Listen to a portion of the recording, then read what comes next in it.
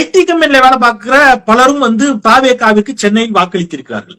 இவன் எவனாவது சோத்துல முன்னாடி தட்டுல சோறு போட்டு உட்கார்ந்துருப்பான், அந்த சோத்தை சாப்பிடுறான்ல, அந்த சோறுல உப்பு போட்டு சாப்பிடுறான்ல, அந்த சோறு திராவிட முன்னேற்ற கழகம் அவனுக்கு தந்த சோறு. இந்தியாவில் ஒரு மாநிலம் கணினியினுடைய தொடக்க காலத்திலேயே இனி கணினி யுகம், கம்ப்யூட்டர் தான் எல்லாம் என்பதை புரிந்து கொண்டு அந்த கம்ப்யூட்டரை பள்ளி பாட புத்தகத்தில் கொண்டு வந்து சேர்த்து கம்ப்யூட்டர் கல்வியை தந்து கம்ப்யூட்டர் சயின்ஸ் படிப்பை கொண்டு வந்து கம்ப்யூட்டருக்கான கல்லூரிகளை ஒவ்வொரு மாவட்டம் தோறும் ஒவ்வொரு ஊர் தோறும் தொடர்ந்து வச்சு உங்களை கம்ப்யூட்டர் படிக்க வச்சு அந்த கம்ப்யூட்டர் படிச்ச பிள்ளைகளுக்கு வேலை கிடைக்க வேண்டும் என்று சொல்லி டைடல் பார்க் உள்ளிட்டவற்றை தமிழ்நாட்டிற்கு கொண்டு வந்து 1967ஆம் ஆண்டு முதல் இன்று வரையிலும் தமிழ்நாட்டை ஆட்சி செய்து கொண்டிருக்கக்கூடிய கட்சிகள் 2 கட்சிகள் தான். மாறி மாறி திமுக அதிமுக தான் ஆட்சி ஆண்டுகிட்டு இருக்கு. இந்த 2 கட்சிகள் சார்பாக யார் முதலமைச்சர்களாக வருகிறார்களோ அவர்கள் தான் இந்த நாட்டிற்கு தேவையான, தமிழ்நாட்டிற்கு தேவையான அத்தனை வசதிகளையும் செய்ய வேண்டும். அதற்காகத்தான் மக்கள் வாக்களித்து அவர்களை முதலமைச்சராக்கி வரிப்பணத்தையும் கொடுத்து அந்த வரிப்பணத்தில் செலவு செய்து தமிழ்நாட்டை நீங்கள் முன்னேற்றுங்கள் அப்படின்னு சொல்லிட்டு இந்த அதிமுக திமுக 2 கட்சிகளுக்குத்தான் ஆட்சி அதிகாரத்தை மக்கள் 1967ஆம் ஆண்டு முதல் கொடுத்துட்டு இருக்காங்க.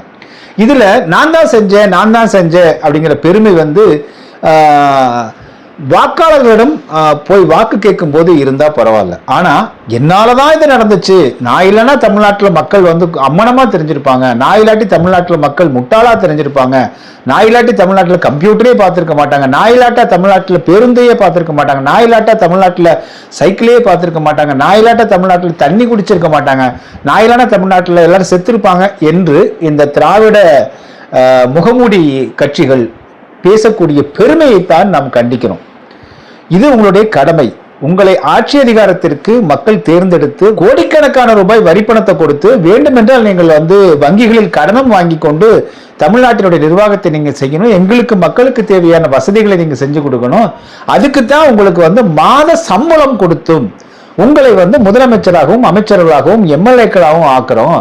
நீங்க அரசு நிர்வாகத்தின் மூலமாக மக்கள் எங்களுடைய வரிப்பணத்தை கொண்டுதான் நீங்க ஆட்சியை ஆளறீங்க, அதுல உங்களுக்கு செய்ய வேண்டிய கடமை இருக்கு அப்படின்னு சொல்லி வேலை கொடுத்தா இவங்க ஓட்டு வாங்குற அந்த வினாடி வரையிலும் மக்களை முதலாளிகள் போல கருதி கொண்டும் ஓட்டு வாங்கின அடுத்த வினாடியே வெற்றி பெற்ற அடுத்த வினாடியே மக்களை கொத்தடிமைகள் போல நடத்துவதுமாக தொடர்ந்து இவர்கள் செய்து கொண்டிருந்த காரணத்தினால்தான் இவர்கள் மாறி மாறி ஆட்சியை மக்கள் ஒப்படைக்க வேண்டிய கட்டாயத்திற்கு தள்ளப்பட்டாங்க. இதுல ஒரு படி மேல போய் திமுக எப்பவுமே என்ன சொல்லணும்னா, நான் ஏற்கனவே குறிப்பிட்டது போல நாங்க இல்லைன்னா தமிழ்நாடே இல்லை அப்படின்னு உருட்டுவாங்க. ஈவே ராமசாமின்னு ஒருத்தர் இல்லைன்னா இங்க தமிழ்நாட்டுல யாரும் துணியே போட்டிருக்க மாட்டாங்க, பள்ளி வழக்கு இருக்க மாட்டாங்க, குளிச்சிருக்க மாட்டாங்கன்னு சொல்லுவாங்க. ஆனால் அவர் ஈவே ராமசாமி பெரியார் 4-5 நாட்கள் குளிக்காம இருந்தவர். ஸோ எதுக்கு ஏதோ உதாரணம் காட்டுறதே இல்லாம இந்த திராவிட முகமூடிகள் உருட்டுவாங்க. அப்படித்தான் இவரும் உருட்டிட்டு இருக்கார். தமிழ்நாட்டில் முதலாக கம்ப்யூட்டர்ஸ் வந்த காலம் எப்படின்னு பாத்தீங்கன்னா 1970களிலேயே வந்துருச்சு. 1975ஆம் ஆண்டு தமிழ்நாடு பாட புத்தக நூல்ல கம்ப்யூட்டர் குறித்த ஒரு முதலாக நூல் வெளியில வருது. 1976ல ஷிவ் நாடார் HCL என்கிற கம்பெனியை தொடங்குறார். சிவா கம்ப்யூட்டர்ஸ் அப்பவே கம்ப்யூட்டர்ஸ் வந்துருச்சு. அப்பவே அவர் கம்ப்யூட்டர் தனியாக இந்தியாவினுடைய முதல் தனியார் கம்ப்யூட்டர் தயாரிப்பு நிறுவனம் ஷிவ் நாடாருடையது. அதிலும் குறிப்பாக ஒரு தமிழர். 1968களிலிருந்து TCS கம்பெனி இந்தியா முழுவதுமே கால் பரப்ப தொடங்கிட்டாங்க. டாடா கன்சல்டன்சி சர்வீசஸ் இன்னைக்கு இருக்கக்கூடிய TCS 68 கடைசி 70களில் தொடக்கத்திலிருந்து அவர்கள் இந்தியா முழுவதும் கால் ஊன்ற தொடங்கிட்டாங்க. தமிழ்நாட்டிலும் அவர்கள் கிளையை படிப்படியாக கொண்டு வந்தாங்க.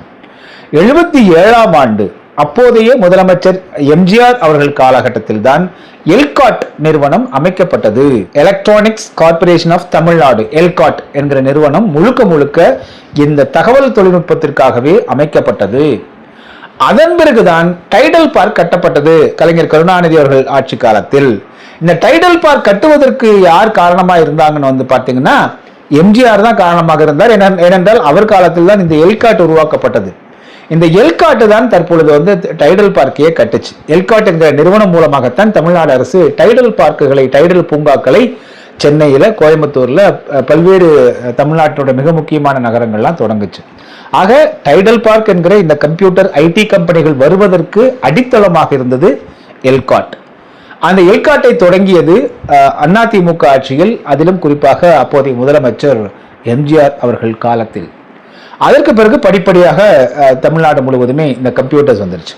இந்த லேப்டாப் என்கிற கணினியை இலவசமாக கட்டணம் இல்லாமல் மாணவ மாணவிகளுக்கு கொடுத்தது யாருன்னு வந்து பார்த்தீங்கன்னா அதிமுக அரசு, செல்வி ஜெயலலிதா அவர்கள். இப்போ இந்த 2 பேர் தான் மாறி மாறி ஆட்சி அமைக்கும் போது உலகத்தில் எந்த நவீனங்கள் வந்தாலும் அவற்றையெல்லாம் தமிழ்நாட்டில் அறிமுகப்படுத்த வேண்டிய கடமை, வேலை, சம்பளம் வாங்கி கொண்டு அந்த வேலையை செய்ய வேண்டிய கடமை, ஊதியம் வாங்கி கொண்டு அந்த வேலையை செய்ய வேண்டிய கடமை ஆண்ட திமுக அதிமுக ஆகிய 2 கட்சியோட முதலமைச்சருக்கு உண்டு. இப்ப அப்பா அம்மா இருக்காங்க, குழந்தை பிறந்துருச்சு அப்படின்னா அந்த குழந்தைக்கு நான் தான் பால் கொடுத்தேன் அப்படின்னு அம்மா சொன்னா எப்படி இருக்கும்?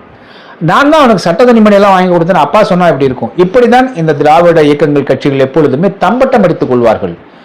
மக்களிடம் வரிப்பணத்தை வாங்கி அதில் செலவு செய்து கொண்டு, அதிலிருந்து சம்பளத்தையும் எடுத்துக்கொண்டு, மேலாக நிறைய கிம்பளத்தையும் எடுத்துக்கொண்டு கமிஷன் பெறுவது, அதன் மூலமாக கரப்ஷன் செய்வது, கலெக்ஷன் செய்வதில் என்றெல்லாம் பல ஆயிரம் கோடி ரூபாய் பணத்தை சுரண்டி கொண்டு நாங்கள் தான் செய்தோம், நாங்கள் இல்லை என்றால் தமிழ்நாட்டு மக்களே இல்லை என்று சொல்வது எவ்வளவு பெரிய கடைந்தெடுத்த ஒரு பார்த்தீங்கன்னா அது என்ன சொற்கள் சொல்றதுனே தெரியல. மக்களே நீங்கள் அதை நிறைவு செய்து கொள்ளுங்கள். எனவே இந்த கட்சிக்காக வேலை செய்யக்கூடிய ஊடகவியலாளர்கள் என்கிற பெயரில் உருட்டி கொண்டிருக்கக்கூடிய இந்த அண்டாக்கள் இப்படித்தான் பொய் பேசுவார்கள். எனவே மக்கள் இவர்கள் மனசாட்சியே எல்லாம் எப்படி பொய் பேசுறாங்கன்னு தெரியல. எல்லோர் கைகளிலும் மொபைல் போன் இருக்கு.